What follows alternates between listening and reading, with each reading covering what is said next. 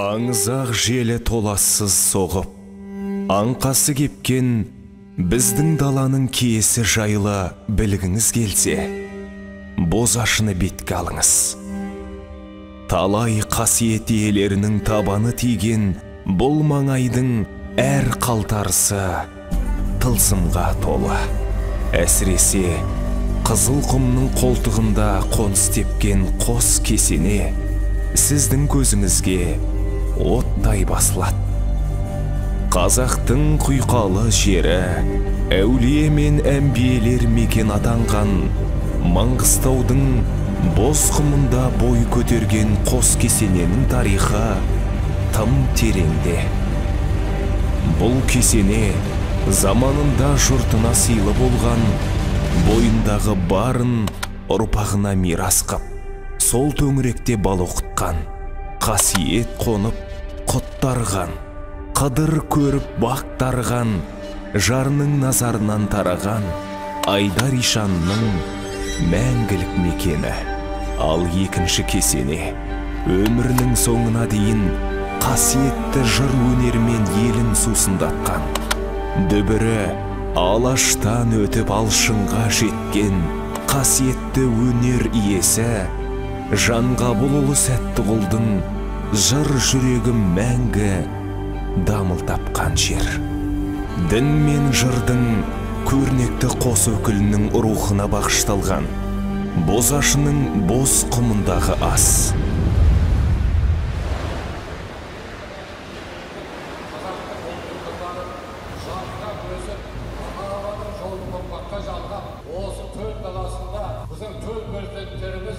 Ешкімге есе жібермейтін, әрқайсысы бір-бір қазақтың қаһарман ұлдары болсын. Аман болыңдар, дендеріңіз сау болсын. Тойларыңыз құтты болсын, астарыңыз қабыл болсын, ниеттеріңіз қабыл болсын, ағайын ағайын. Осындай ұры шаруа жасап отырған сендерге Құдай әрекеттерге берекет берсін. Әмин.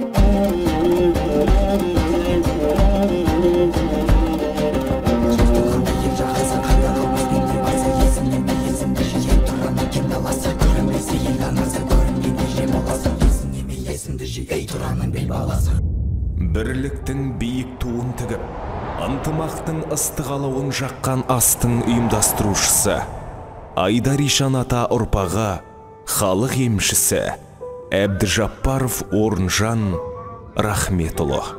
Дін мен жырдың көрнекті қос өкілінің рухына бағышталған бозашының боз құмындағы ас. Дін мен жырдың көрнекті қос өкілінің рухына бағышталған бозашының боз құмындағы ас. Бірліктің биік туын тігіп, ынтымақтың ыстық алауын жаққан астың ұйымдастырушысы, Айдар Ишан ата ұрпағы, халық емшісі Әбдіжаппаров Орынжан Рахметұлы. Өзіңіз көпті көрген, көп жасаған дана екенсіз. Бұрын сізді кезіктіріп көрмеген сияқтымын. Не көріп, не білгеніңіз бар? Қай жақтан келесіз? Біздей балаңызға не айтасыз, қария? Қарағым, хабарда естігеннен айтайын ба? Әлде көргеннен айтайын ба? О ата, көзбен көрген шын, құлақпен естіген жалған дейді ғой үлкендер. Көргеніңізді айтсаңызшы. Шырағым, өзің жердегі жігіт сияқты көрінесің. Дұрыс айтасың. Естіген сөздің бәрі шындық болып шығуы екі талай. Алыстан келем, талай жерді басып, талай елді көрдім. Қайыспайтын қара тоқтамыз көрдім. Нар мая сауған бектеміз көрдім. Бай базарды көрдім. Қыдыр көрген назарды көрдім.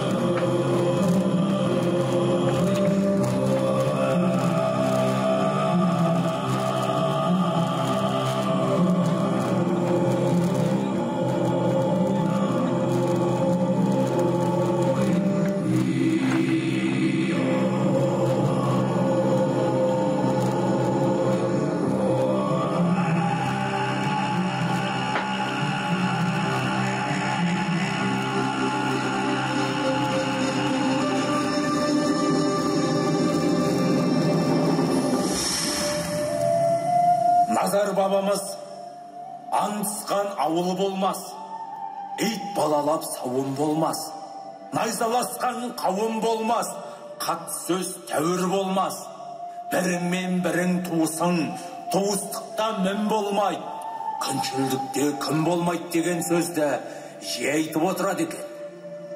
Аршағымыз қазақ, бір атаның баласымыз, қамшының сабындай қысқа ғана ғұмырда неге керек қаласымыз?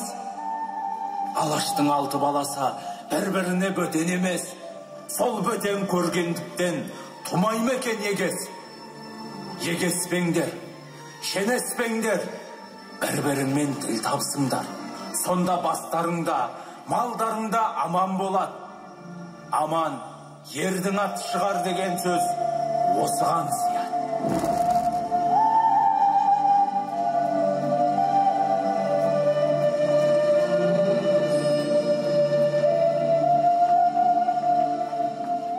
Харазмның ойында Мәткерімпірге қол берген, ақиқат түзу жол көрген, ең әуелі адайда атанған шайхы пір болды. Бұл да бір үлгі түр болды. Тастемірдің айдары пір тұтылып қол берді. Бір қатар жұрт аймағы медресе мешіт сайлады. Адамдарын оқытып, әлімге көңіл байлады. Тәуекел етіп тәңірге тарихат жолда таймады. Сескенткендей серпіліп, шайтанға болды айбары. Арғатасы Тастемір, асқар таудай салмағы дәрия екен жатқан арналы. Кіндігімнен тараған 12 перзентім, бірінен соң бірі шетінеп. Қайғының күшті зарпынан көңілім ауып түңілген сәттерімде жаныма жалау болып, жұбатып, ені кеткен еңсемді көтеріскен жанашыр ағаларымның бірі Әйдекең еді. Бақиға кеткенше сыйласып, туған бауырдай қадірлесіп өтіп едік. Уа, халқым! Атасы арзан жел сөзден тарылып, көңілдеріңді қалдырған жерім жоқ. Менің де бір аманат өсиетіме құлақ қойыңдар. Жасым 90-ға таяды. ажалдан хабар жетіп жатса, Әйдекемнің жанына жерлерсіңдер.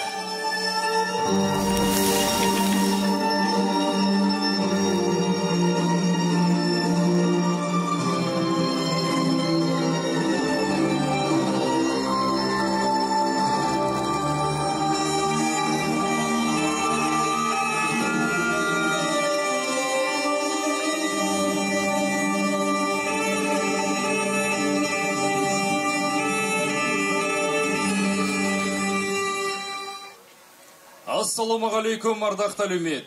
360 ашайықтың мекені Маңғыстаудағы киелі де құйқалы пұшпақтың бірі. Бозашы түбегінің тұшшығыдық құмы. Аңыранып жатқан мына өркеш-өркеш құмдардың бауырында неше бір өркениеттің ізі жасырулы. Олар туралы білетініміз бір, білмейтініміз мыңда бір. Аға буын танып, тәлімі бүгінге жеткен құм көгіндегі қос самала, дін иесі Айдар Ишан Шайхисламұлы мен жыр киесі Сәттіғұл шайыр Жанғабылұлы. Қосарыстың басына тұрғызылған кесененің ашылу салтанатына келген қадамдарыңыз сауапқа жазылсын. Алғашқы құттықтау сөз Маңғыстау облысының әкімі Ноғаев Нұрлан Асқарұлына беріледі. Армысыздар, ардақты ағайын, қадірменді жамағат. Беріліп жатырған ас қабыл болсын, ниеттеріңіз қабыл болсын. Киелі Маңғыстаудың қасиетті топырағында азолы қас батырлар да, адамдардың көкірегінің көзін ашам деген Айдар Ишан сияқты азаматтар да өткен кеткенді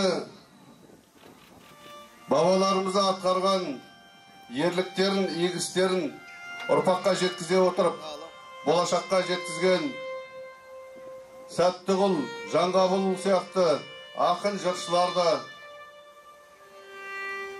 атамекен жер үшін, қабырғалы ел үшін деген қағидамен өмір сүрген талай азаматтар жеткілікті болды. Міне солардың ісін жалғастырушы сіздер.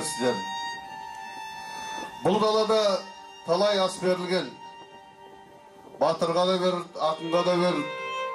Бұның барлығы сол ел үшін, жер үшін, елдің бірлігі, азаматтардың тірлігі үшін аянбай жан алып, жан беріскен шайқастарда жан пида еткен батырлар үшін асыл ерлерінің есін сақтау бағытында істелген іс-шаралар. Яғни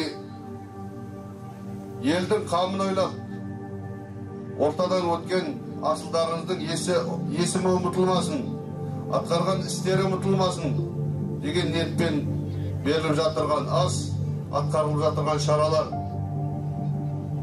Қаймағы бұзылмаған киелі Маңғыстауда бұл үрдіс бұрыннан бар. Әр түрлі жағдайлар болды, әр түрлі кезеңдер болды.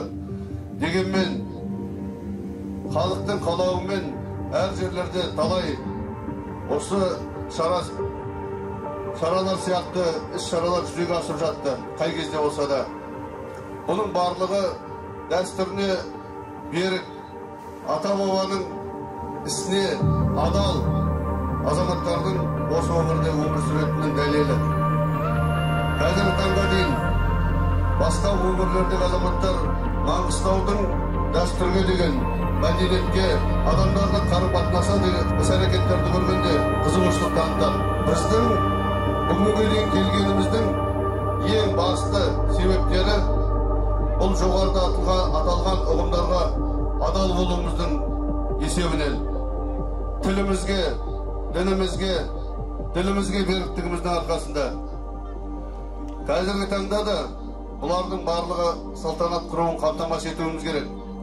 Себебі іште дау болмау үшін, сырттағы жау келмес үшін, біздің тыныштығымызға, тұрақтылығымызға көзін алартып жүрген небір күштердің теріс пиғылдары іске аспас үшін бізге қазіргі кезде әрдайым қажет болғандай бірлік керек, татулық керек. Жаңа осы жерде болған қойылымда да айтылды. Ай ағайын, қамшының қысқа салындай өмірде ала көздік танытпай, іштарлық көрсетпей, бір-біріңізге бауыр ретінде араласып, құраласып, жаратқанның берген жақсылықтарын молымен алып, өмірдің қиындықтарын, келген сынай сағаттарын абыроймен өтіңдер деген тәсілімді осы жерде көрсетті.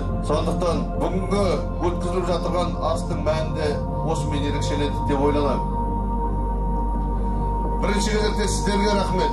Ниеттеніп, осы ортадан табылып, өздеріңде жетелеп келген ниеттеріңізбен атаның рухына тағзым етеміз деп келген белдеріңіз ортаймасын. Қазіргі таңдағы мемлекет басшысының қазақстандықтарға қойған, айтқан жолдауында осы ұғымдар басты маңызға ие болып тұр.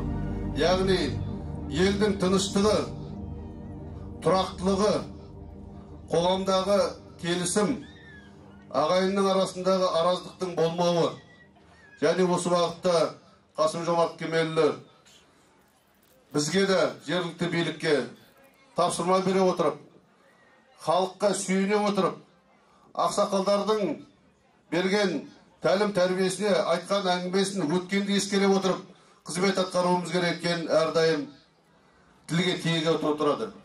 Біз осы уақытта қызметті атқарып келе жатырмыз. Мемлекет басшысының азаматтық қоғамды дамыту деген тапсырысы, ол міне бүгін атын атап той тойлап отқан Айдар Ишан мен Сәттіғұл Жанғабылының ұстанымына да сай келеді деп ойлаймын. Себебі білім керек елге. Біліммен бірге тәрбие керек бірінші кезекте. Тәрбиесіз білім адамзаттың қас жауы деген ұғым бар.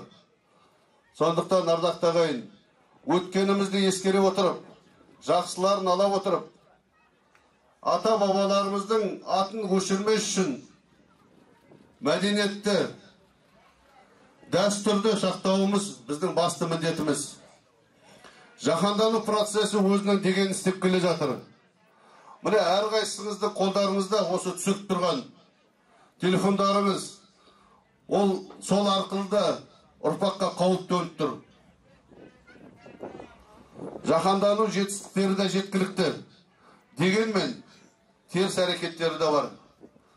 Теріс пиғылды елдің арасына жік салып, ыдыратқысы келгендерді соны өз пайдаларына ұтымды пайдаланып отырғандары бар. Солардың барлығына бірден бір төтеп беру. Осы шара аясында айтылып жатырған тәрбиелік мәні, ұрпаққа деген өсиеттерін ортаға жеткізіп, ең бірінші кезекте өзіміз қала берді ұл қыздарымызға, немере шөберелерімізге қазақтың ұстанымын, бірлігін насихаттау жөніндегі мәселелерге көңіл аудару. Және де қазіргі кездегі мемлекет тарапынан беріп жатырған, әр отбасындағы беріп жатырған тәрбие мәселелеріне, оқу, дәріс мәселелеріне, көзқарасының көкжиегін кеңейту мәселелеріне көңіл аудару. Үйден шықпай не бір ақпарат алуға болады. Сол ақпаратты өзінің игілігіне жарату.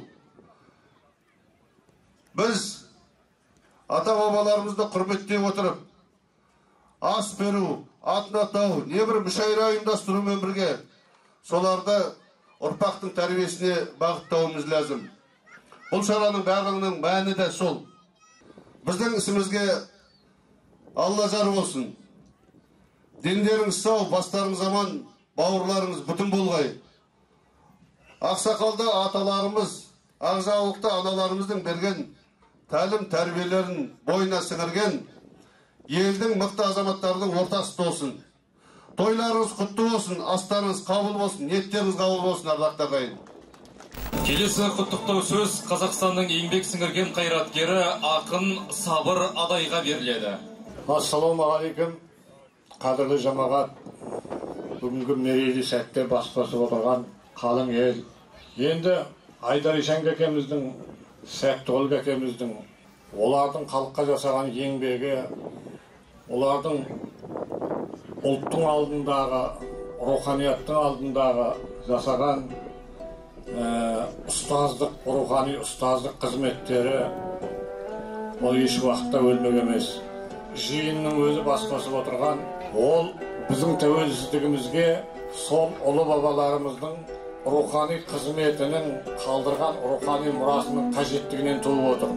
Бұл тек қызықтау емес, имандылық, халқымыздың мәдениеті, ол өз алдына. Сонымен қоса мына мәселелерге көңіл бөлуіміз керек. Жаңа тәуелсіздік туралы әңгіме айтып жатырмыз. Сол тәуелсіздігіміздің де тірегі осы дәстүр мен салт, дәстүрлі дін. Осы орайда бүгінгі жиынның маңызының өзі тіптен керемет. Бүгінгі жиын бір қарасаң той, бір қарасаң бұл дала мектебі. Осыны көрген біздің жастарымыз біріншіден бабалар салған жолдың дұрыстығына көз жетеді. Екіншіден бабалардың аманатына адал болуға жүректеріне ой түседі. Бұл бір мәселе. Екінші, тарих сабақтастығы. Тарих тек сөзбен жалғаспайды, амалмен жалғасады. Біз ата-бабаларымыздан қалған осы рухани асыл мұраны тек қана сөзімізбен, перзенттік сүйіспеншілігімізбен емес, амалымызбен жалғап жатырмыз. Бұл да біздің үлкен қуанышымыз, тәуелсіздік жылдарындағы әсіресе жетістігіміз. Одан кейін ең өзекті мәселенің бірі бірлік. Бірлік дегенде әркім әртүрлі түсінуі мүмкін. Ұрғарлардың да бірліктері бар өздерінің. Олар да өздерінің мүддесі үшін бірігеді. Мемлекеттік деңгейде, әлемдік деңгейде бұл бөлек мәселе. Ал біз игіліктің жолындағы бірлік, дәстүрлі дініміздің жолындағы бірлік, ұлттық мүддеміздің жолындағы бірлік. Міне, бүгінгі мынау жиында халқымыздың сол бірлігі көрініп жатыр. Бұл да бір қуаныш. Енді осылардың ішінде ең өзекті мәселе бар. Бұл өздеріңіз естеріңізде болар. Сонау қайта құру басталғаннан кейін кеңес үкіметінің тұсында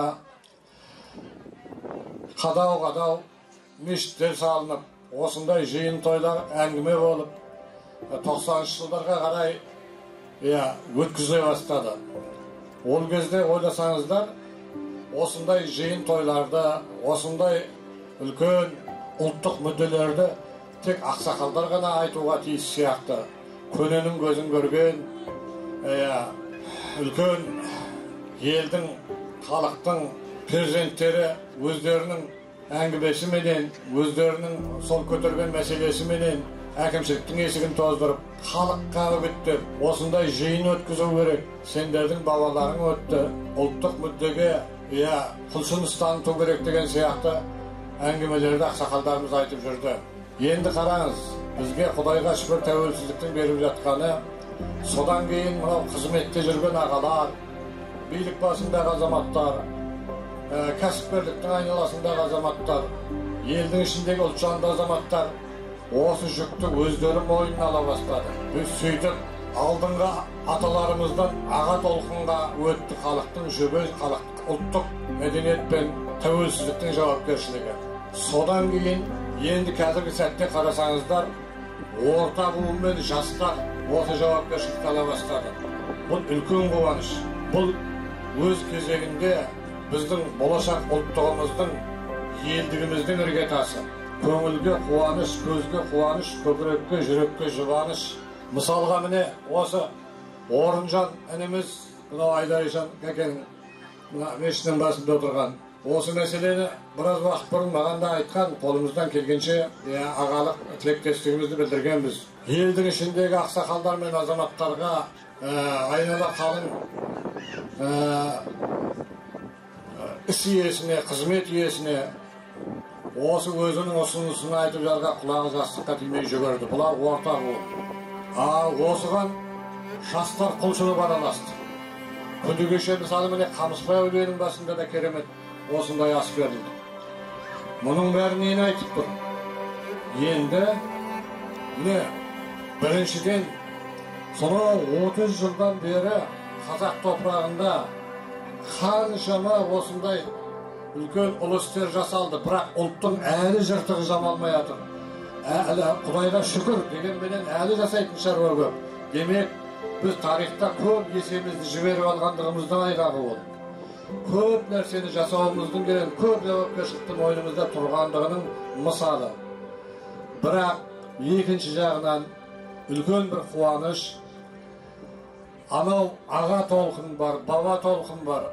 Солардан өтіп, енді олар өз орындарында бір ақсақалдық батасын беріп, бұл жастарымыздың, біздің орта буын азаматтарымыздың елге ие бола бастағанының белгісі. Елге ие бола бастағанның. Елдің болашағына, ұлттың болашағына саналы түрде қызмет жасай бастағанның белгісі. Бүгінгі осы жиналып атқан жиында осындай бір үлкен құбылыстың, осындай бір үлкен ғанибетті істің көрінісі. Сондықтан біз егер жастарымыз ұлттың алдында жауапкершілікті мойнына алып жатса, демек біз ел боламыз.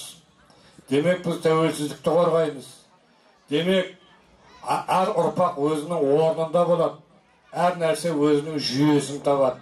Сондықтан мен бүгін мынау барлық елге, халыққа рахметімді айта тұрып, осы даланың, осы елдің қарапайым перзенті ретінде осы шаруаны жасауға атсалысқан халыққа, бұқара халыққа, азаматтарға, билік өкілдеріне, орынжан айналайын, еңбегің Алладан қайсын, Алла разы болсын.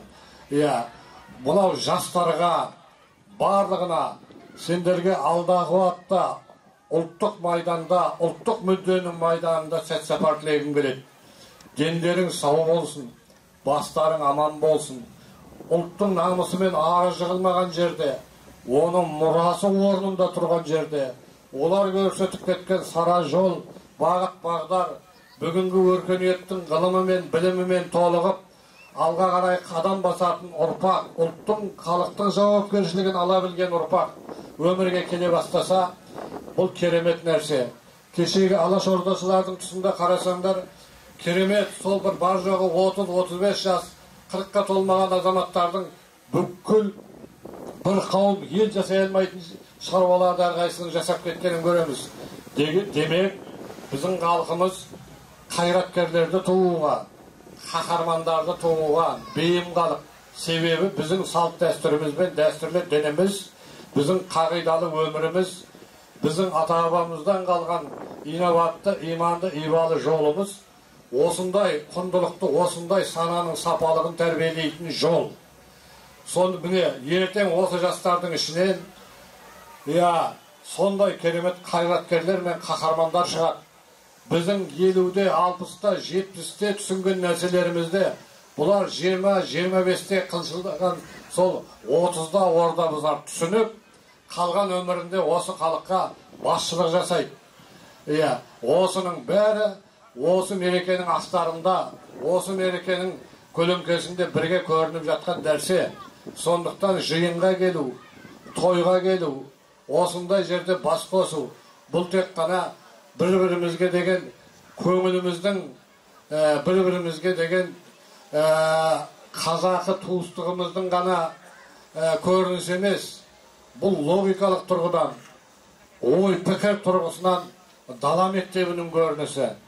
Сондықтан сіздерге осы жасап атқан үлкен мәдениетті, саяси тіпті мәні бар ұлттық шаруаға оң болсын айтып құттықтайын деп келдік. Құтты болсын, дендерің сау болсын, бастарың аман болсын, бауырларың бүтін болсын, үрім бұтақтарың жайылып, мынау кең даланы иелейтін қазақтың ұл мен қыздары жарқырап өсіп, ата-бабаның жолын ұрпаққа жалғап, осы төл даласында біздің төл перзенттеріміз ешкімге есе жібермейтін, әрқайсысы бір-бір қазақтың қаһарман ұлдары болсын. Аман болыңдар, дендерің сау болсын. Келесі құттықтау сөз кезегі Отан орденінің иегері ақын Светқали Нұржанға беріледі. Ассалаумағалейкум. Жалы биік азамат, жаны жылы жамағат, ары мен намысы иманы бір қазақият. Баршаңызға мына құрма құтты болсын дегім келеді. Осыдан 15 жыл бұрын осы топырақта тұрып бір айтқан сөзім бар еді. Айдар-ишан, о Сатеке түрегел, заман келді көкірекке гүлігөр.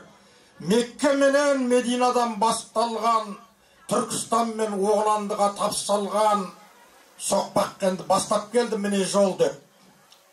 Міне Аллаға шүкір, осыдан 35 жыл бұрын мынау Айдар-ишан атамның қасында, Сәтекемнің басында, о кезде мен 25-тегі жігітпін, келсем құм басып қалыпты, құм. Тек қана шеті шығып тұр екен Сәтекемнің бейітінің. Сол кезде кішкене күйзеліп бір өлең жазған 5-6 ауыз. Сәттіғұл бейтінде деген сапырған мұхит теңіздер, топанның қалмыш сарқына Сәттіғұл Жанғабылұлы. Зираттап кетпек боп атты бұрдым, қапты 1000 қабақты жатты кірбің, жатты жырдың моласын шағыл басып қалмыш сарқын, топаннан Сәттіғұлдың.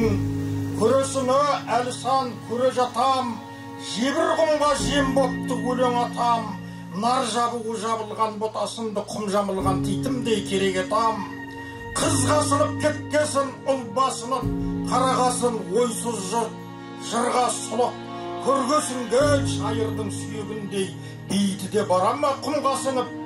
Ер азамат тірлігі күн ішінде не боп жатыр білмей ме құм ішінде, жоқтаусыз қалған ба қайран баба 10 перзентін жоқтаған тірісінде. Жер ғой бұлда құлпырар ексе гүлдер, ексе гүл жер тірілер тексеріңдер. Өл ақынның арса саусағындай құм ішінен қол созды сексе гүлдер. Дейтін сынды бар болса жаршылары шын, құмға бастан асырын аршпалсын. Сәттіғұлдың жырының мақамындай үгілдейді мұңды жел, әлсін деп. Ол да 15 қазан еді. Бұдан бірақ 35 жыл бұрын еді.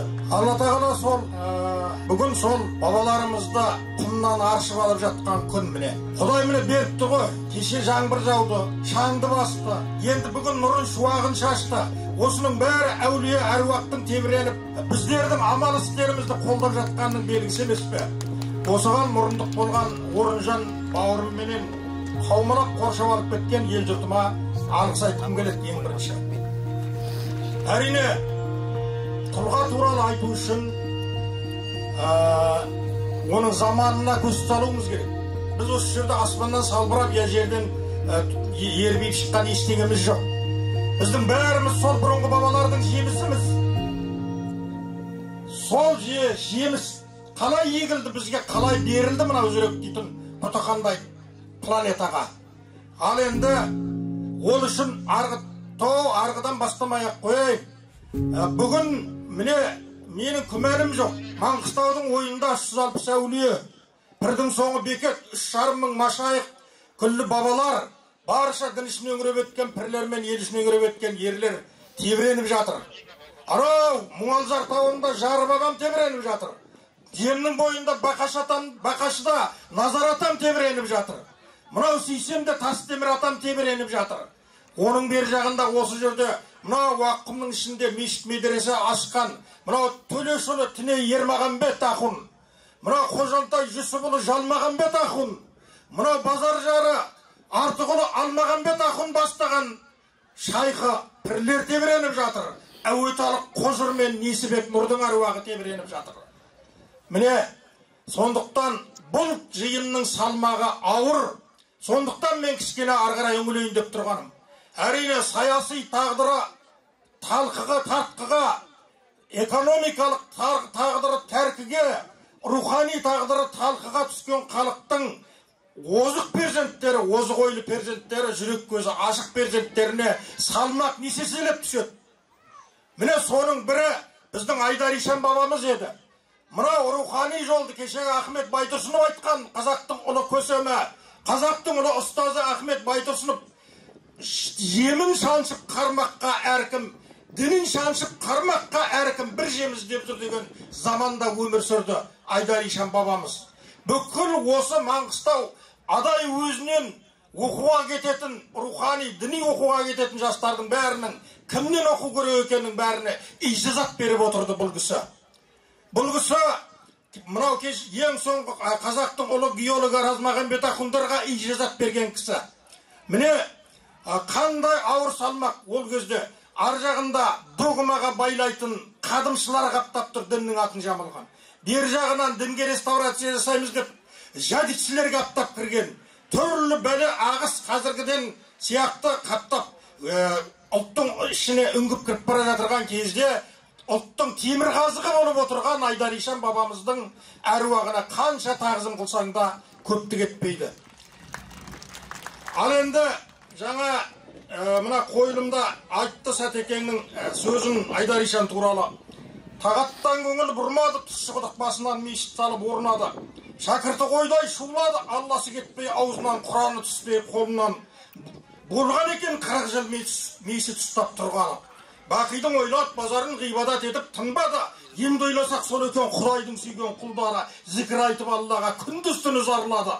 Алла деп нәпсін тыйғандар, бұрынғы шайқы имамдар көрсеткен екен жұртына шариғаттың хүкімін, тариғаттың жолынан аудармай көңіл пікірін, қоймағандайым зікірін. Құдайдың сүйген құлдары дидарына хақтың жолығып, тамудың көрмей түтінін деп. Міне осындай азғантай жолда Құранның 6666 аятының мағынасы сыйып тұр осы азғантай ғана жолда. Адам жүректі немен тазартады? Пікірін қайтып ашады, шүкірін қайтып қалады, сөйтіп дүниеге қалай Құдайдың сүйген құлы болады, сөйтіп екі дүниесі қалай абат болады деген мәселені осы Сәттіғұл атамыз Айдар Ишан ағасына, ұстазына арнаған азғантай сөзінде ғана айтыпты. Демек, Алланы зікір ету деген нәрсе, ол Свет біреулер бір ияуыздар, біреулер кілауыздар айтып жүргендей Свет қали ойлап шығарған нәрсе емес екен. Бұдан 30 жыл бұрын кімнің Сайын Назарбековтың қаржысымен Жетібай Жылқышиев ағамыздың басшылығыменен Алматыда Ердәулет баспасынан шыққан Аманат деген кітаптан алынып тұр. 225 бетінен. Сондықтан Алланы зікір етуден қашатын дін ол емес, ол дін емес, ол індет. Ал оны насихаттайтындар ол діндар емес, ол жендет. Міне қазір біздер жендеттің қолына түсіп қалып тұрмыз. Сол індетке сұрап тұрған қаупымыз бар, қалпымыз бар, халқымыз бар. Сондықтан күллі індетпен, жендеттен құтылатын Шәкәрім атамыз айтпай ма? Құтқарам деп жендеттен, айырам деп індеттен, иманымның беркі бар деп. Кеше Әбіш Кекілбайұлы ағам бір жиында айтып еді Сәттіғұл атам туралы. Сәтекең өмір бақи қысымда болды. Бұл кісіні НКВ-да алды, одан кейін КГБ жазушылар одағына өткізудің өзі қиын болды. Бұл кісіні Шәкәрім Құдайбердиевтің құпия орденінің мүшесі деп қудалады деп. Тұнау Шыңғыстаудағы Шәкәрім менен мынау Тұщықұдықтағы Сәтекеңнің арасындағы рухани байланысты осыдан біле беріңіздер. Кімнің қазаққа дос екенін, кімнің қазаққа керек екенін осыдан біле берсеңіздер болады. Ал сол Сәттіғұл атамыз келер заман туралы не айтты? Осыдан 98 жыл бұрын. Айтыла берсе табылар әңгіме сөздің ығысы. Белгісі дейді қайымның ермәдінің шығысы. Мұсылманның сол күнде кәпірге жүріп қылыша. Соғыстың болар ұлысы. Шыдатпайды дейді кәпірді ермәдінің қылыша. Жатқан жері тажалдың бүгінде алыс жер дейді бір қара жердің бұрыша. Мезгілі жетсе малғынның дүниежүзін тәмамдар 40 күн сүріп жүрісі. Ұжмағы менен тамағын екеуін қатар көрсетер. Бар секілді қолында құдайлықтың жұмысы. Пайғамбардың біреуін қабірінен болынар Ғайса деген дыбысы. Ғайса түсіп аспаннан 4-ші көктің үстінен тұзда еріп жоқ болар. Тарылар тажал тынысы, илахи ағылам иншалла, осылай болар дұрысы деп, осыдан 98 жыл бұрын Сәттіғұл атам жазған. Демек, бұл алда келе жатырған, біздің дәл қазір төбемізге орнап тұрған бірінші ақыр заманның мынау ишарасы еді айтылған. Қазір бүкіл дүниені міне тажал құрсақ келе жатыр. Біздің кешегі дәретсіз кәлам ашпаған, құсылсыз қадам баспаған, ана аталарымыз басқан, әулиелеріміз, ақын ишандарымыз басқан топырақты ылғыбытылар жайлап келе жатыр. Міне бұл жаңағы айтылған тажалдың әскері.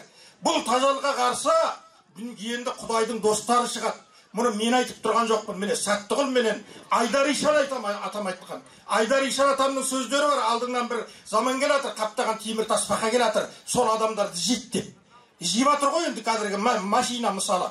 Бұдан да басқа көптеген осы заман туралы, одан кейінгі келетін заман туралы бүкіл өнегелі, үлгілі, болжамды сөздерінің бәрін айтып кеткен. Сондықтан енді мынау уаққым көрік құсап бүгін буланып жатыр.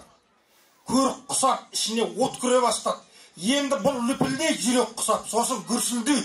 Сол кезде отпен суға суарылған, алмастар менен хақ пен нұрға суарылған асылдар шығады біздің топырақтан. Сөйтіп біз жер бетінен тажалды жойып, алтын заман орнатамыз. Құдай тағала сол алтын заманға шашаусыз, шетінеусіз бәрімізді түгел жеткізсін қазақ ұлын. Әумин.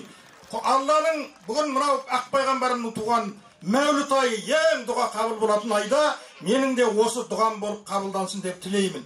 Алла тағала өзінің сүйген құлдарының осына құрмет етсін, шашаусыз дұғамызды қабыл етсін. Осындай ұлы шаруа жасап отырған сендерге Құдай әрекеттеріңе берекет берсін. Әмин. Дін иесі Айдар Ишан атамызға және жыр иесі Сәттіғұл атамызға беріліп жатқан ас баршамызға қабыл болсын. Осы іс-шараның басқасында жүрген Орынжан ағамызға Алла разы болсын. Қазіргі орындалатын ән Тастемірдің әні Маңғыстау.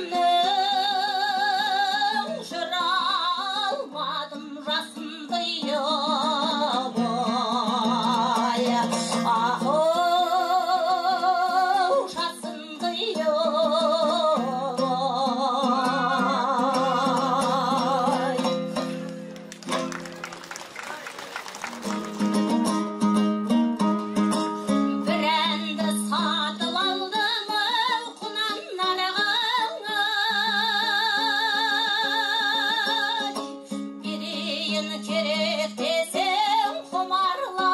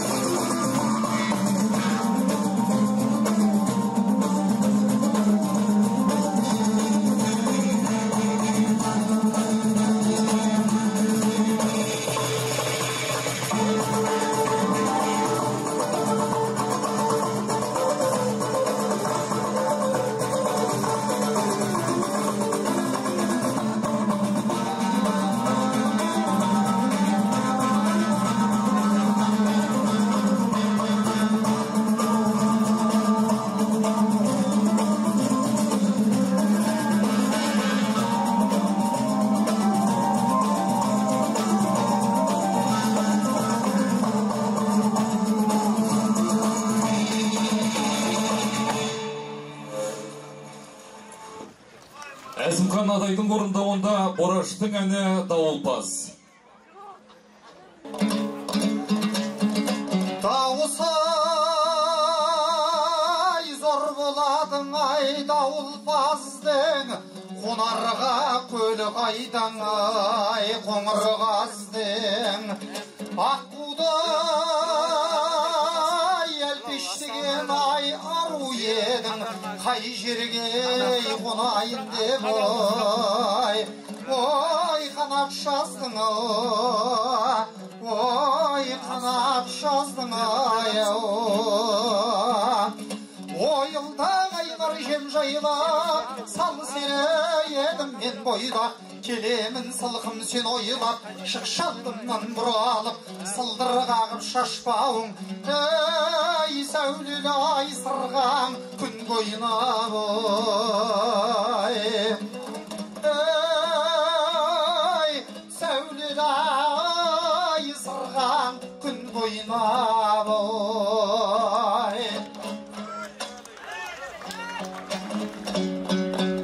келесін тайтын әндеріңіз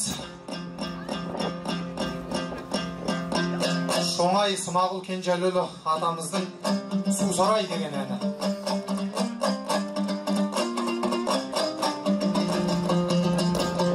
Ашылады ақ көйлек сағындасаң несі құрбай құрбынау сағынбасай Сусарай сусында бер шауайнам қыздарай арбашып алыстан келгенімде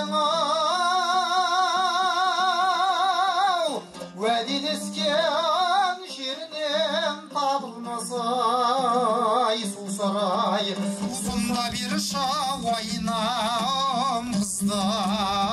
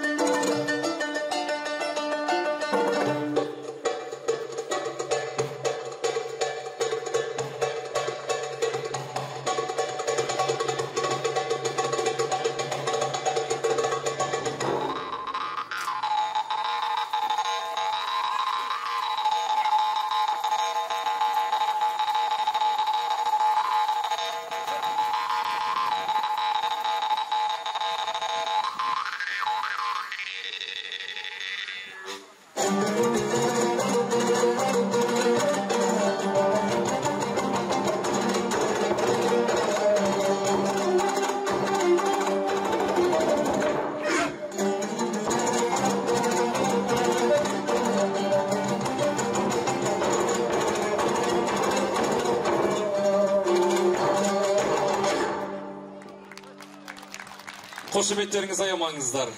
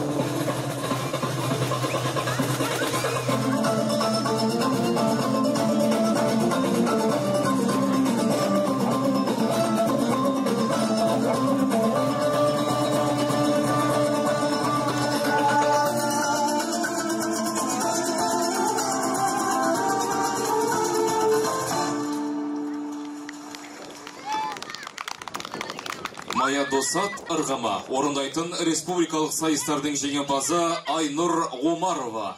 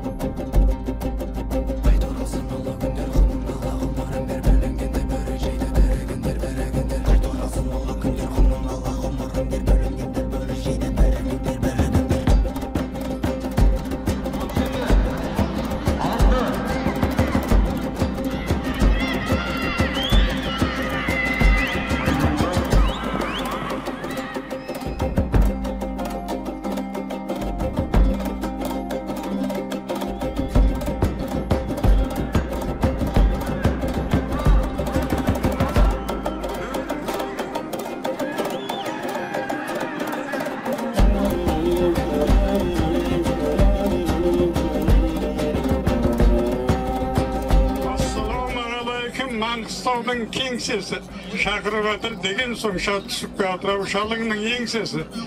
Елге барсаң ет береді, ет берген ауданның әкімдері жек көреді.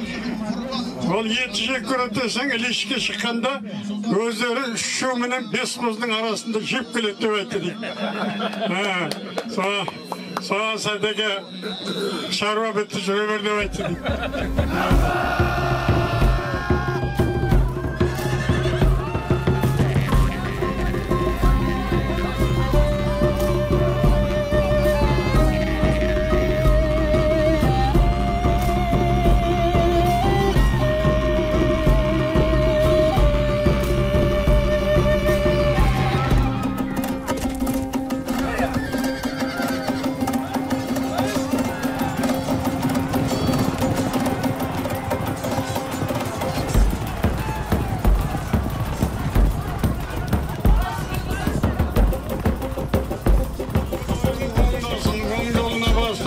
Жортқанда жолдарың болсын, қыдырата жолдастарыңыз болсын.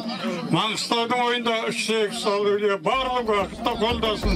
Бекет адам демекші болсын. Аллах акбар, садақа қабыл. Судан жаратылған дана тұран бала тұран құтқарындардың иені қарап түннің қанатынан шырқын бұзып қара болтын шыңға шырамалықтың сесті қайда көк бөрінің көші қайда далалықтың желбіреген туын қайда желкілдеген мұның қайда тұман қайта сейілмей ме тұран қайта тұрылмай ма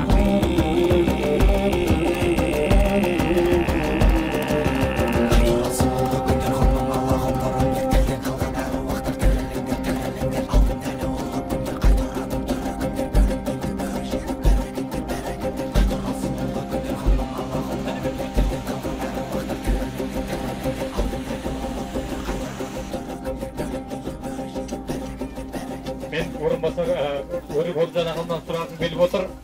Осы атаның тікелей ұрпағы Алланың бірлігін, Құранның шындығын мойындайтын көкірегіне иман ұялаған керемет ұрпақтың тәрбиесін атадан ары қарай жалғастырып келе жатқан тікелей ұрпақ. Емші осы атаның басын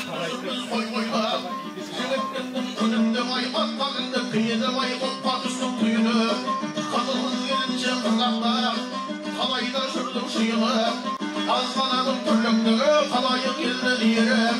Bir günü bilse toktamaz melekül mevut buyuruk. Aşağısının belgisi akılın tuğra joldayday. Asbatırdın belgisi kadarda kalkın korgayday. Hayırlı baydın belgisi aşarığı tozbayday. Züğünmenen toy olsa ağlam. Akın jırşı belgisi ortağın süt tozbayday. Ey muktasar ettim canlısını.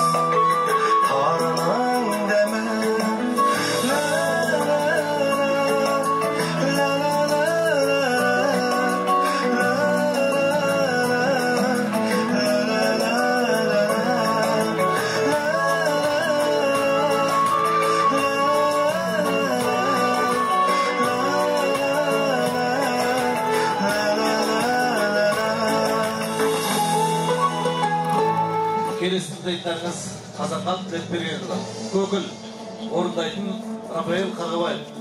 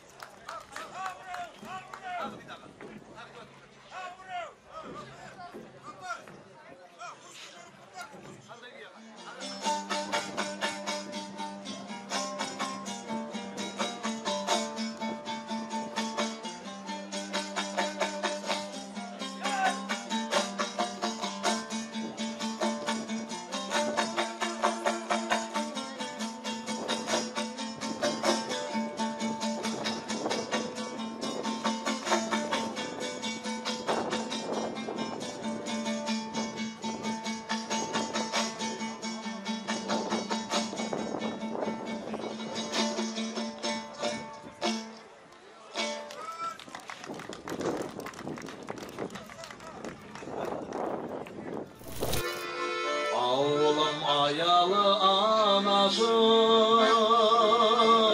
ayalı kuşağını jayadı.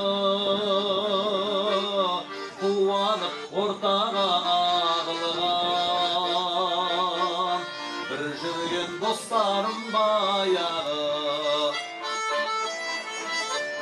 Oğlum altınday besigim, senin men mertebem gösedi. Kaşanda kişigip gelsin be, min merte sorayman keşerim. Sollara soldurgan ağılda, kırları kıldırgan sağımda. Avvalımda, bağlarımda, bäriňde sağladım. Avvalımda, bağlarımda, bäriňde sağladım.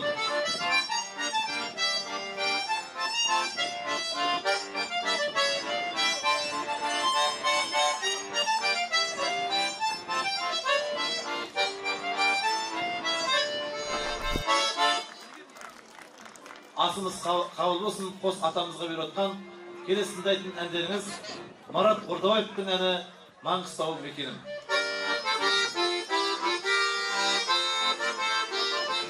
Сағынған әркес төбегім менің, өзіңнен ұшқан төбегім менің. Жастары жайсан, қарттары көсем, Könlün demen, gönlün demen. Mangıstavım mekenim, sağınış anım, makabatım gözüne, alıp uşağım. Mangıstavım mekenim, kasırlarga molerim, tuğan jerim töbegim. Mangıstavım jerim, asırlarga morelim, tuğan jerim töbegim.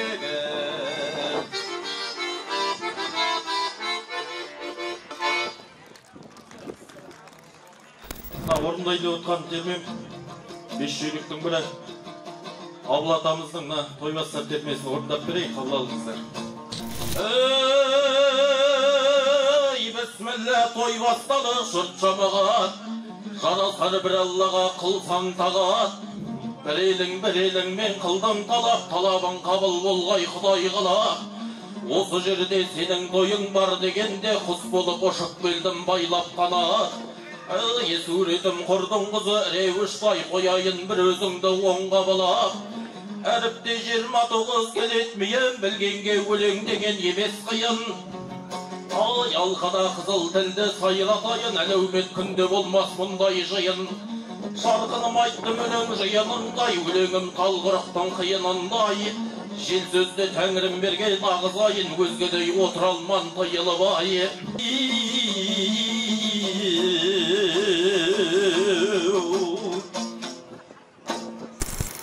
Шетпе ауылы және Қартбай Бексұлтан.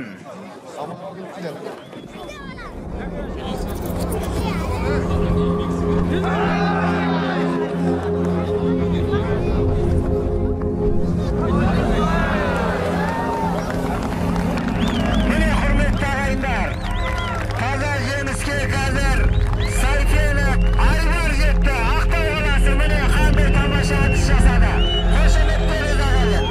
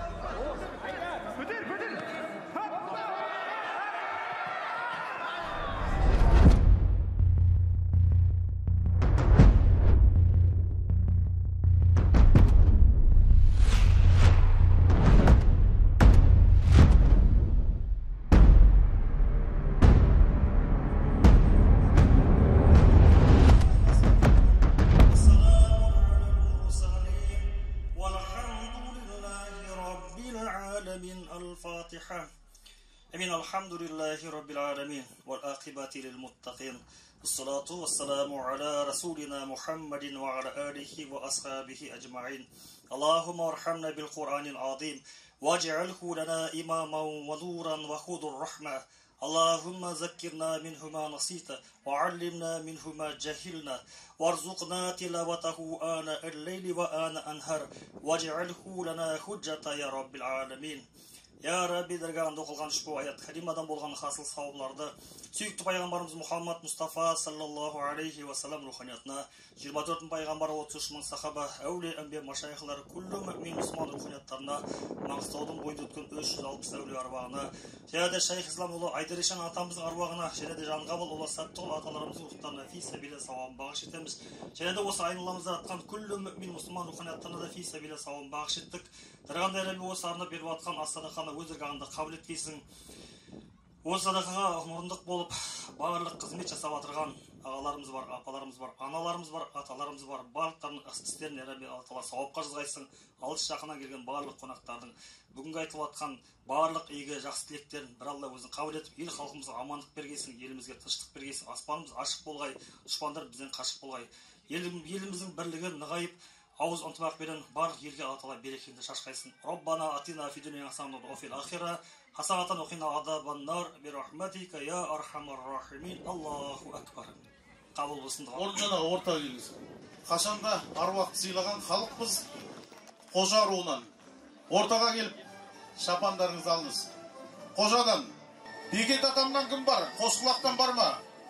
Бекет атам ұрпағынан Қосқұлақ бар ма? Төреден кім бар? Хан тұқымы төреден. Естіген жанға таң болып, екі уысы қан толып шыңғыс туып арқардан нұры күндей балқыған аталемге тараған, одан күреп паршаған, халқына әділ қараған деп Қашекем жырламақшы. Төре тұқымнан бар ма? Ұлы жүзден бар ма? Орта жүзден. Енді ағайындар, бұл жерде түсініп беріп кетейік, ата дәстүрі болғандан кейін әкімге де қараға да бәріне бірдей. Сондықтан атаның дәстүрін сыйлап келіп шапандарыңызды ала беруге рұқсат баршаңызға. Орта жүзден бар ма? Келіңіз. Ер адам болған жақсы. Әлім атадан кім бар? Әлім атадан. Әлім ата балдар бар ма? Алтарыс әлімнен. Жеті рудан бар ма? Жеті рудан. Рамазан тілеу, Бердері Керек, міне Табын ауылының азаматы, Асау Барақ аталарымыздың ұрпағы.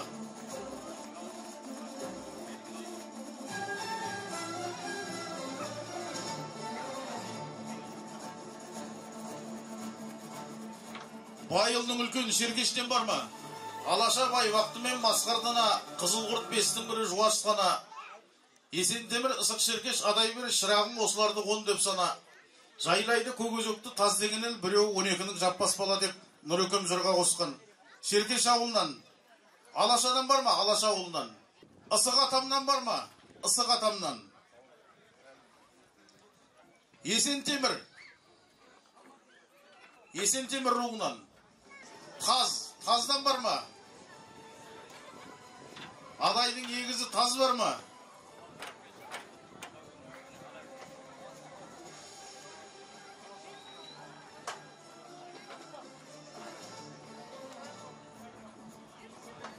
Есентемір, Ысық, Жаппас.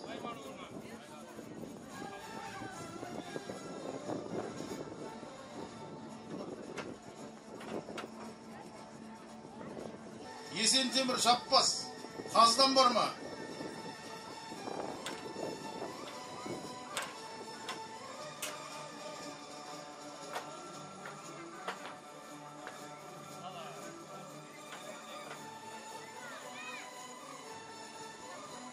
Ал Қосайдан кім бар? Қосай. Ақпан, Құнан орыс бар ма? Құнан орыс. Құнан орыс атам баласынан. Балықшы бар ма? Балықшы. Балықшы атам баласынан. Келіңіздер. Балықшы бар ма?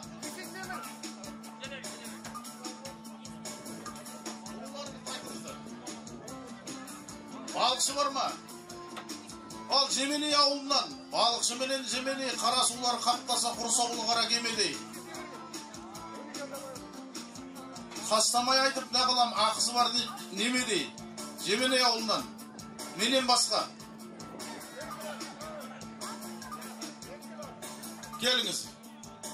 Тобыш ауылынан бар ма? Тобыштан.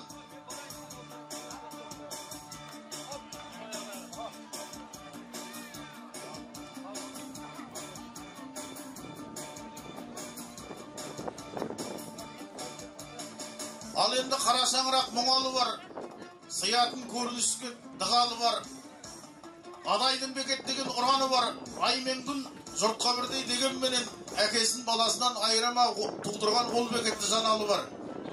Мұңалы ауылынан.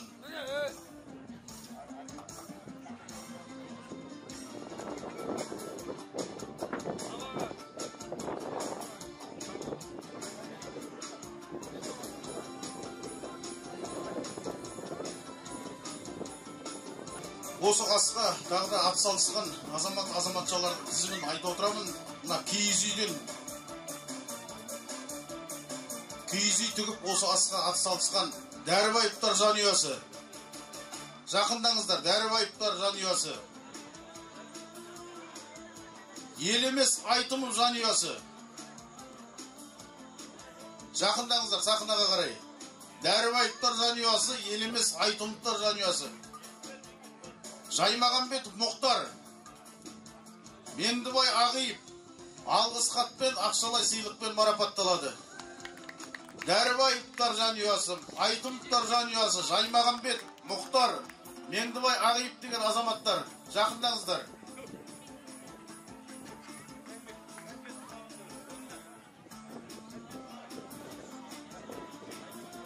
Елемес Айтымов жанұясы, келіңіздер. Жаймағамбетов Мұхтар, Меңдібай Ағиып бар ма?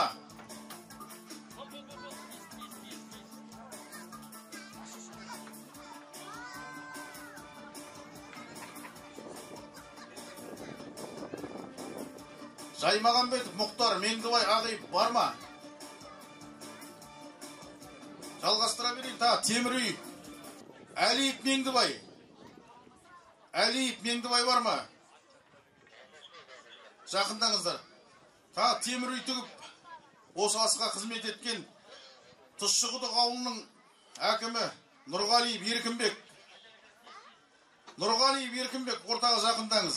Шебір ауылынан Ырысбаева Лаура, шайыр Тәжиев Қани, Жыңғылды Сағыныш Күзембайұлы, Қызан Қонай Құлыбекұлы, Ақшымырау Руслан Жұмаханов, Ұштаған Махамбет Сүндетұлы, Онды Қуаныш Жәнібекұлы,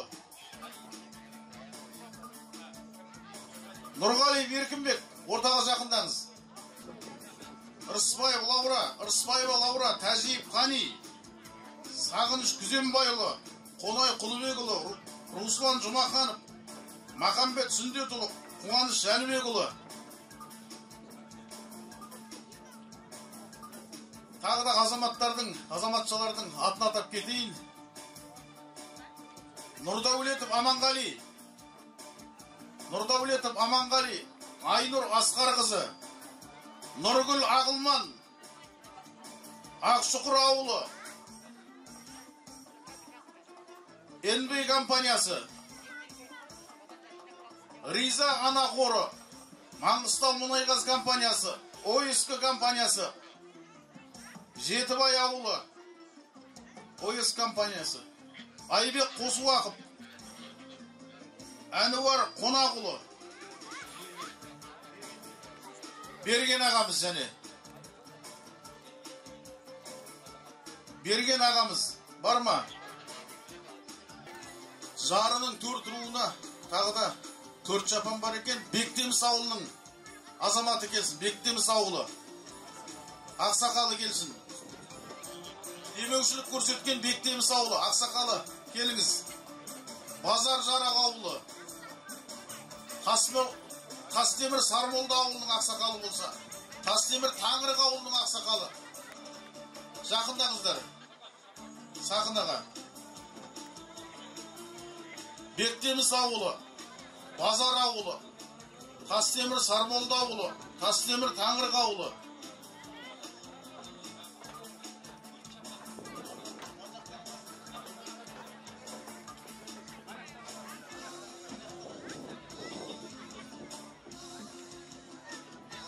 Базар жар ауылының ақсақалы. Тастемір Сармолда ауылы, Тастемір Таңырық ауылы бар ма? Осы кесенені салған бас шебер Айдар Ишан атамыздың кесенесін салған Әлиев Ермұхан Бәйімбет ауылының азаматы. Және Саттығұл атамыздың кесенесін салған шебер Демесін Олжас Жеменей ауылының азаматы Демесін Олжас. Әлиев Ермұхан Бәйімбет ауылының азаматы. Айдар Ишан атамыздың кесенесін қолмен салған бас шебер. Қошеметтеп жіберейік.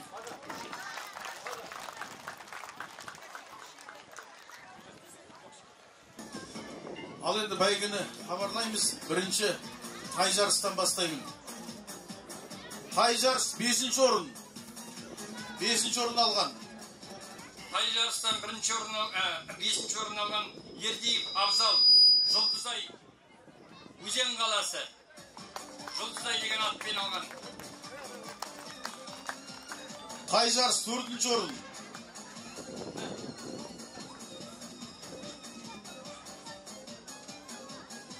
Тай жарыс 4-ші орын. Тай жарыс 4-ші орын. Аймағамбетов Арқабай Лашын деген атпен алған Ақшұқырдан 4-ші орын.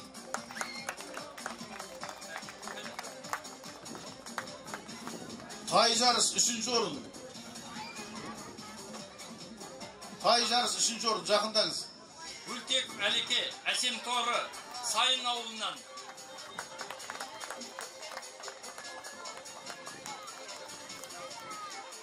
Тай жарыс 2-ші орын.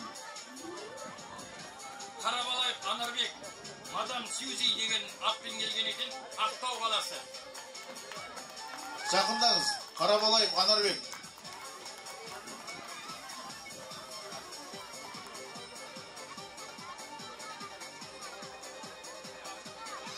Тай жарыс 1-ші орын. Тай жарыстан 1-ші орын Мырзағалиев Алдоңғар Еркетай деген немен келген екен, Жылой ауданынан.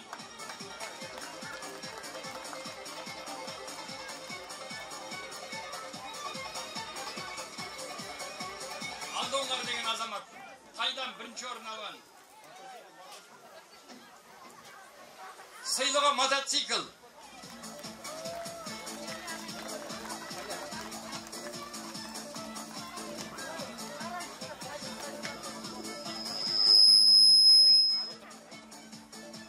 Құлан жарыс. Сарыбаев Қаржаубай Ботагөз деген атпен келген Ақшұқыр ауылынан. 5-ші орын. Тай жарыс. Құнан жарыс. Кешірерсіздер. Құнан жарыс 4-ші орын. 4-ші орын. Абдул деген азамат Еркетай деген атпен келген екен Өзеннен. Құнан жарыс 3-ші орын.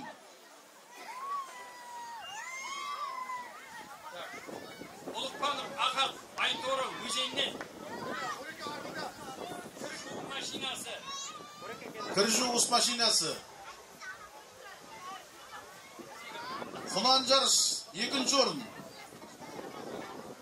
Мырзағалиев Алдоңғар Бұйымтай деген атпен келген екен Жылойдан. Тоңастықыш. Құнан жарыс 2-ші орын.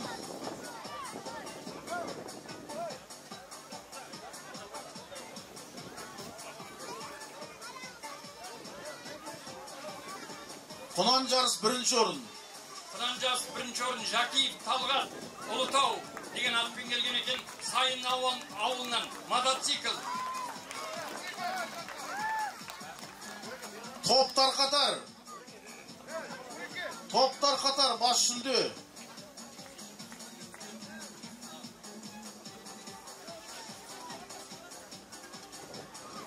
Аймағамбетов Мұрат Азима деген атпен келген екен.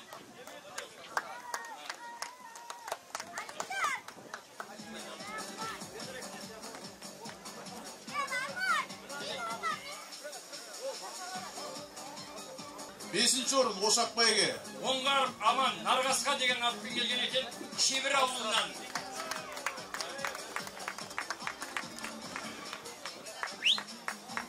Теледидар беріліп жатыр.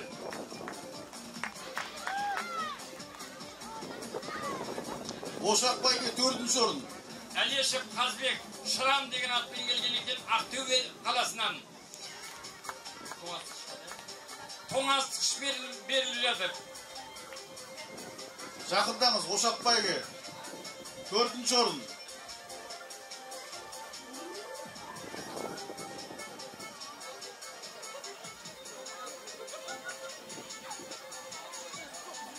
Ошақ бәйге 3-ші орын.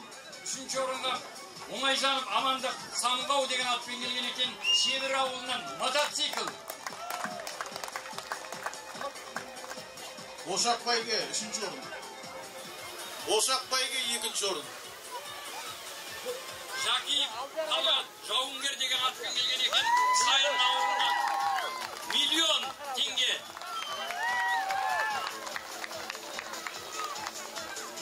Ошақ бәйге.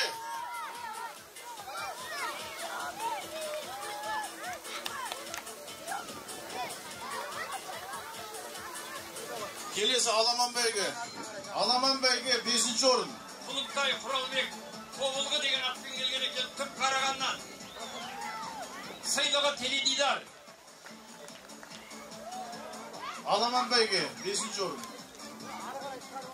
Азаматтар жақындаңыздар. Құлынтай Құралбек Аламаннан.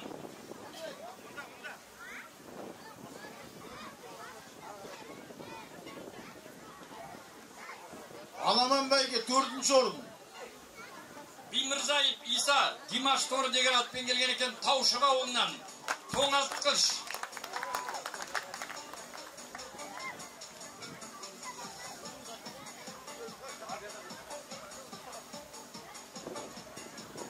Аламан бәйге 3-ші орын.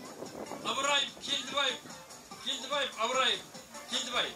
Айкүрең деген атпен келген екен, Оранқұл ауылынан. Мотоцикл.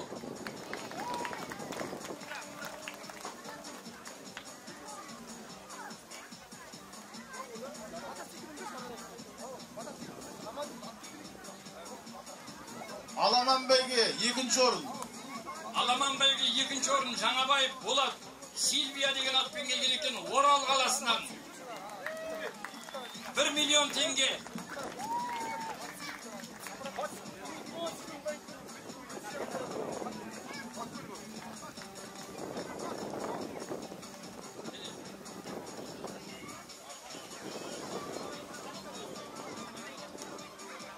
Ошақ бәйге бас жүлде. Автокөлік. Абдулданов Алмаз Мұзбел атымен келген екен, Ақшұқырдан. Бас жүлде көлік.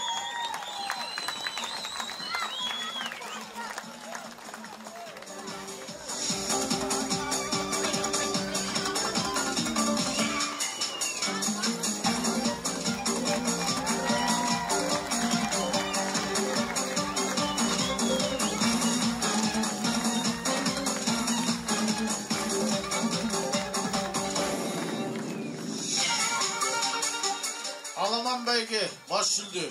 2-ші бас жүлде Абдулданов Алмаз Батыр деген атпен келген екен. 2-ші атты да иеленген, 2-ші машинаны да иеленген. Автокөлік.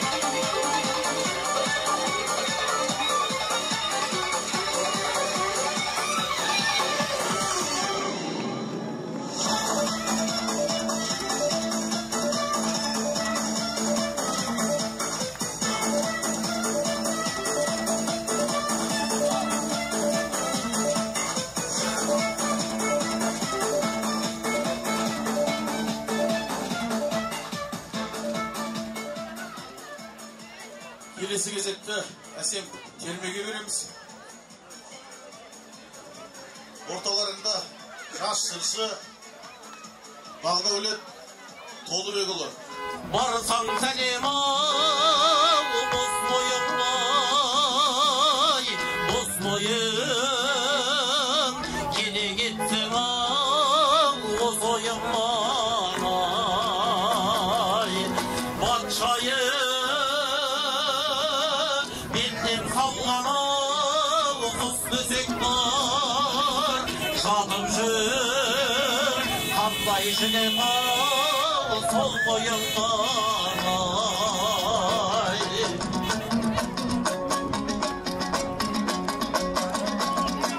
Үйретшай, домбыраның ау, күйін маған көрсетшай, сұлулардың ау, үйін маған.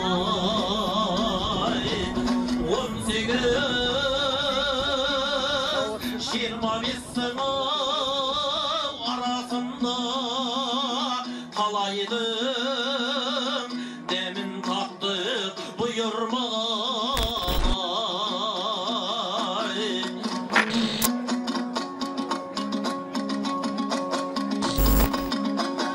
Көк жарғай бір барғаннан ой жатармыз, самаурын саздан суына қайнатармыз. Осыдан аман есен елге жетсем, көздерін боз мойынның шайнатармын. Шайнатармын.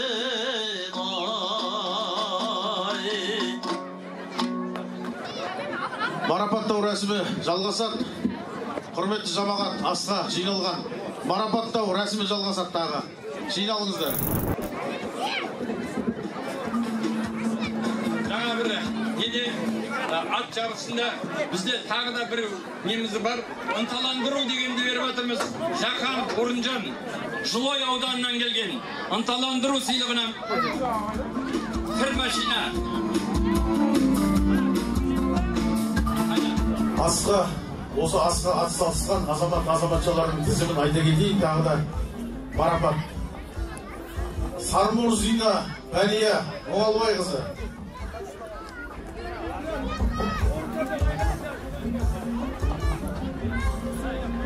Сармурзина Бәлия Оғалбайқызы.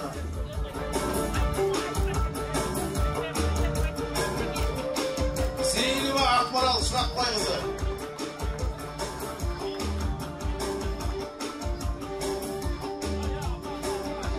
Сейілова Ақмарал Шырақбайқызы.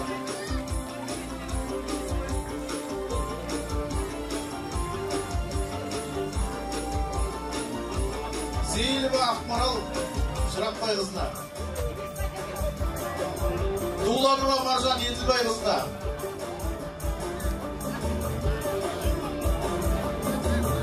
Дуланова Маржан Еділбайқызына.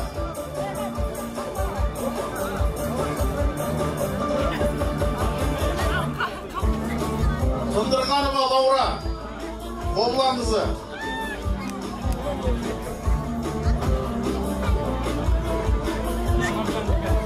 Жиен Шапшақыров. Тұндырғанова Лаура Қобланқызы. Жылдамдатыңыз.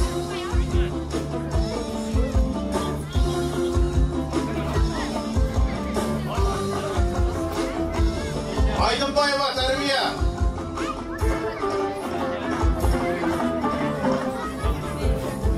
Айдынбаева Тәрбия апамыз. Қосанова Айгүл Шолданқызына. Келесі. Қосанова Айгүл Шолданқызы.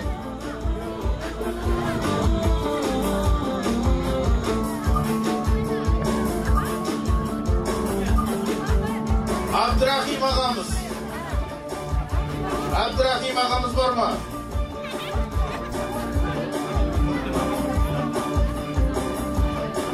Абдрахим аға.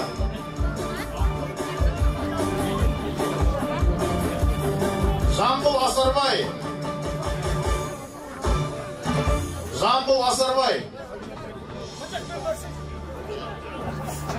Жамбыл Асарбай, азамат бар ма? Әлеке Бөлтеков. Әлеке Бөлтеков.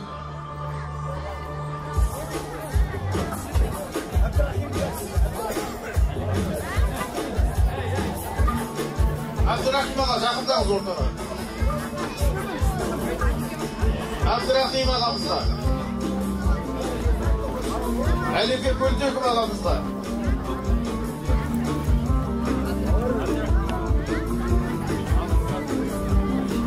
Жамбыл Асарбай ағамыз бар ма?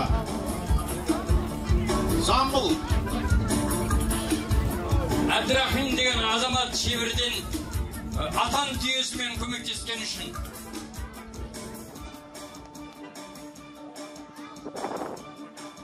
Асхат Садықов. Асхат Садықов. Жақындаңыз. Асхат Садықов. Сәрсенбаев Нұрпейіс. Сәрсенбаев Нұрпейіс ағамыз бар ма? Нұрғабылов Мақсат. Мақсат.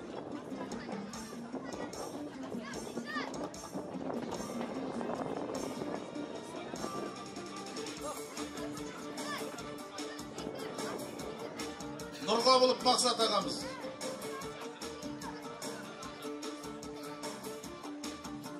Мақсат Серікбаев.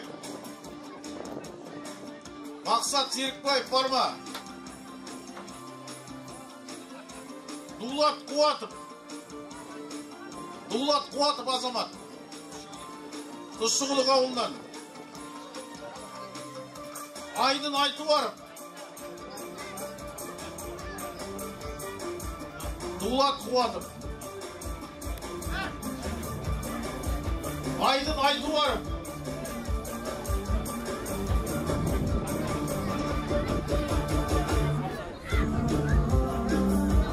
Бердес Абдулаев. Бердес Абдулаев. Музафар Тіленбаев.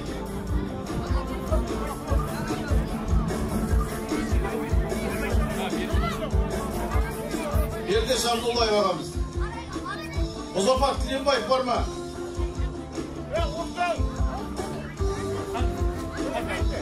Кешіресте жаңа Орынжан деген жігіт менен аттас екен. Орынжан деген ат үшін ынталандыру беріп жатыр өзінің атымнан. Орынжаннан Орынжанға. Еркін Бектілеу. Еркін Бектілеу. Ал ағайындар, сәл тынышталайық. Осы үлкен атамыздың Айдар Ишан ата мен Сәттіғұл атаның кесенесін ең бірінші қолға алып, бірге ақылдасып, осы екі атаның басын көтерек деген азамат бар еді, спонсор.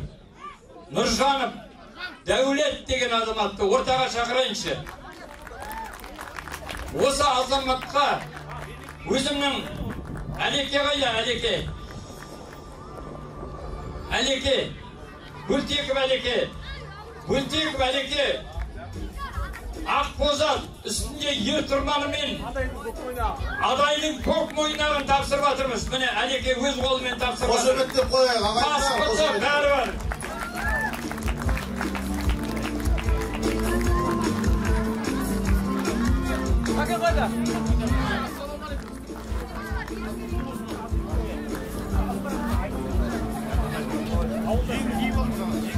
Ал міне нағыз осы екі атаның кесенесін тұрғызып спонсорлық көмек көрсеткен нағыз осы мен емес тұрғызған осы адам.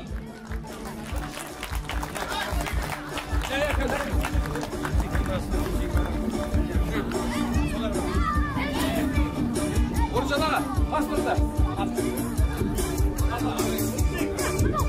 Міне жаңа беріліп жатқан аттың паспорты. Адайдың көк мойнағын тапсырып жатырмыз.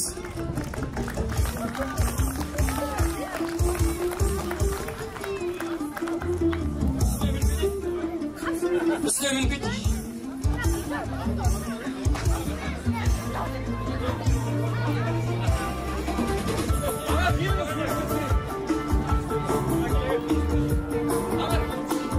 Сосын мына ең бірінші осы кеселені саларда бізге білесіздер өте құм болды. Соған байланысты автокөлігімен барлық техникамен жабдықтаған Асылбек інімізді шақырайықшы. Тұрарұлы Асылбек. Асылбек ініміз қайда? Жолдыбаев Асылбек.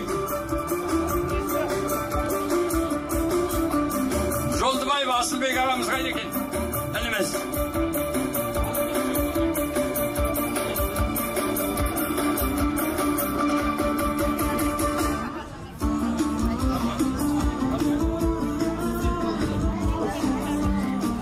Мына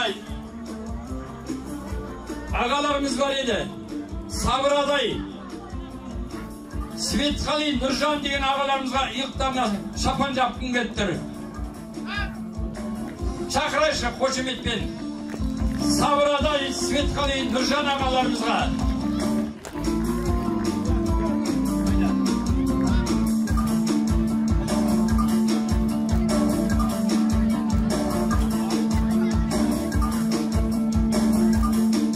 Светқали Нұржан аға ортаға келіңіз.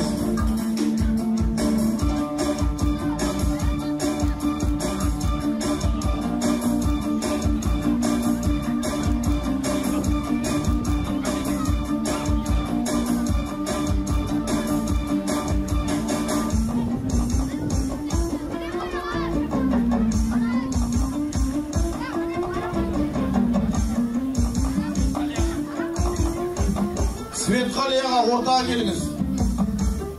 Светқали Нұржан. Светқали ағамызға деген.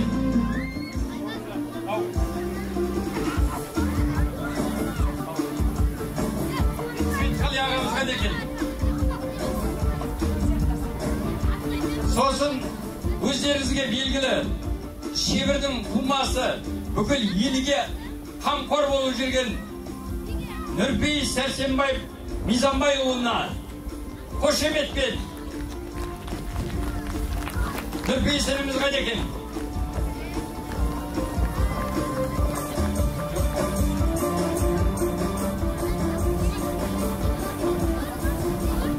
Ал енді ағайындар, осы шаруаны бастан аяқ қасында жүрген кешегі күннің ыстылығына да қарамай, күннің бүгінге дейін міне шаруасына араласып жүрген ініміз Бектеміс ауылынан Әбілақат Жолдасбай ұлын шақырғым келіп тұр қасыма.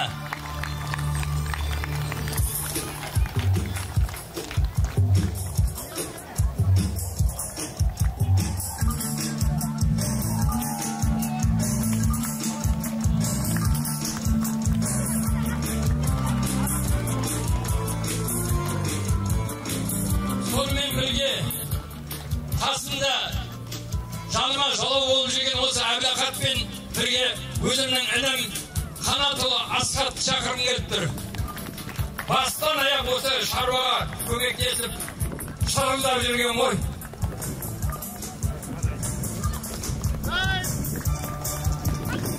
Қошеметте отырайық.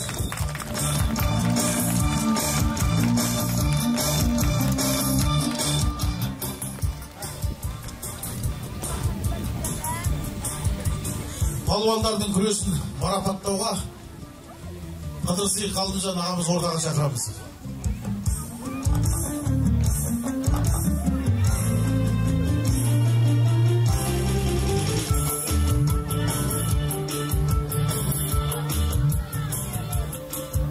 Ал қазақша күрес өз мәресіне жетті.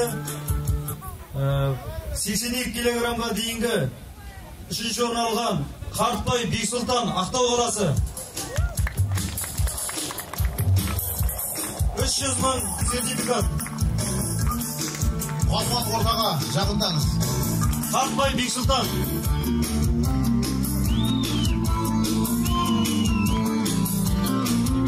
Балуандар жақындап тұрамыз. кеше Қамысбай атада да екінші орын алып 300 мыңды қанжасына байлаған азамат. Екінші орын Күмісбай Азамат, Түпқараған ауданы.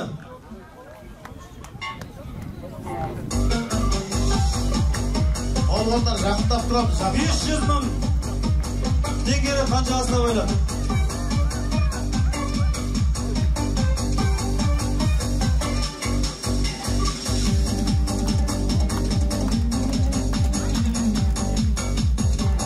Осы салмақта 82 килограммға дейінгі осы асымыздың жеңімпаз болған Мусаев Руслан, Ақтау қаласы. Адам түйе. Бірінші орын. Кешеде Қамысбай атамыздың асы алған жігіт 82 деген. Атам түйе ане жерде тұр, қоршаудың ішінде тұр. Осы адам мұнда алып кетсе, я болмаса өз алып кетуі де болады.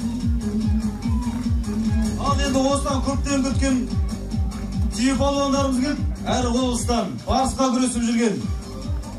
Бұл да күресті мәресіне жетті, күрес керемет өтті деп ойлаймыз. Әділ шешім болды. Үшінші орын алған түйе палуан Көкбай Темірлан, Орал қаласы.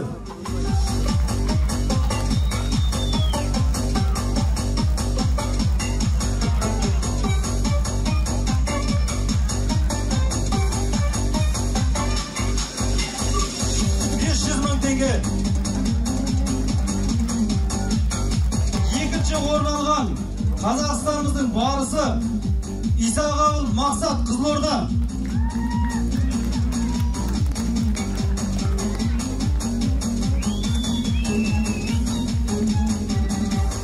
Миллион теңге сыйақымен марапатталады. Осы асымыздың жеңімпазы Тараз, Жамбыл облысынан келген Қырықбай Ғалымжан чемпион болды. Миллион жарым.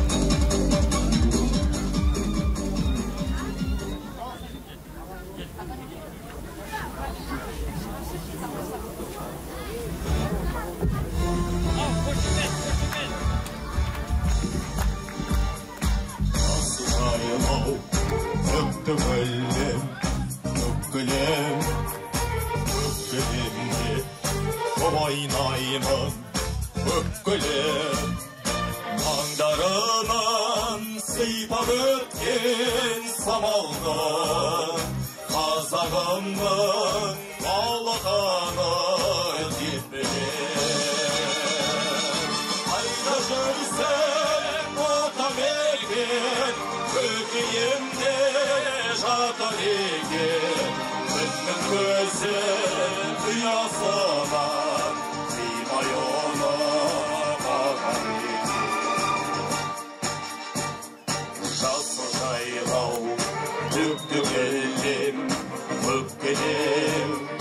өкпелемде көп ойнаймыз өкпелем азған тауын аспанымен таласқан қазағымның мәртебесі деп білем қайда жүрсем қата бекен өкпелемде жатыр екен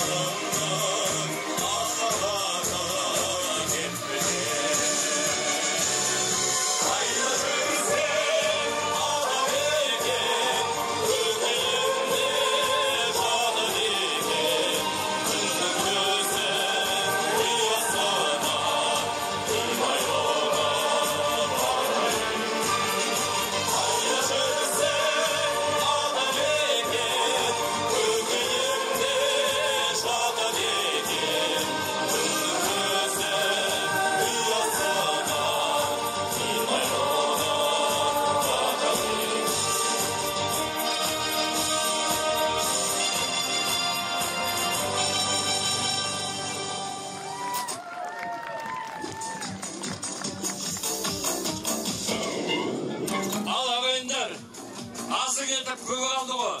Мына от шашумен әрлендірген ерлін Гүлте інімізді шақырайықшы ортаға. Алғыс хатымызбен.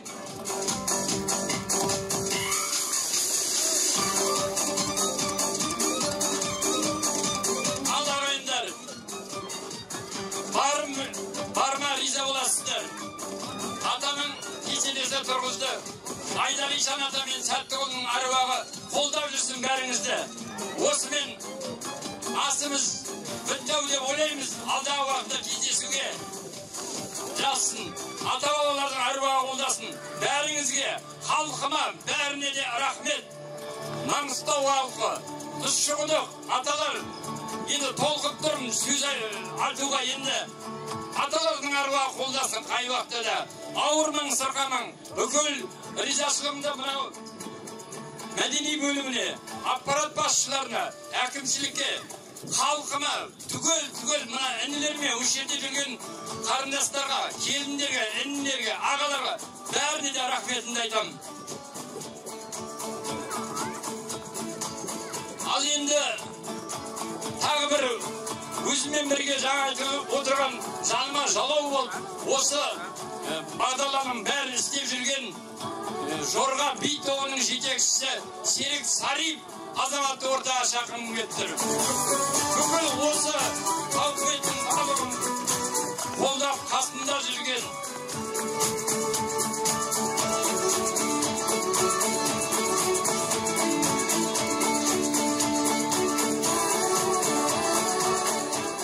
өте қарапайымдылығы сол. Мен мұндайдың адам емес деп атып, құлағыма сыбырлағанды Құдай естімей ме депті ғой. Сондықтан өте осындай қарапайым болайықшы бәрімізде. Әңгіме дүниеде тұрған ештеңе жоқ. Адамның көңіліне жететін ешнәрсе жоқ бұяқта. Барлығыңызда аман болып, аман сау жүздескенше, мына ағайындар жан-жақтан келіп, түп қараған, тіпті бастықасы бар, түгел келіп, киіз үйлерін тігіп, мына барлық қызметті көрсетіп жатқан азаматтарға, азаматшыларға шын басын дейіп сәлем едем, алғысымды білдіремін.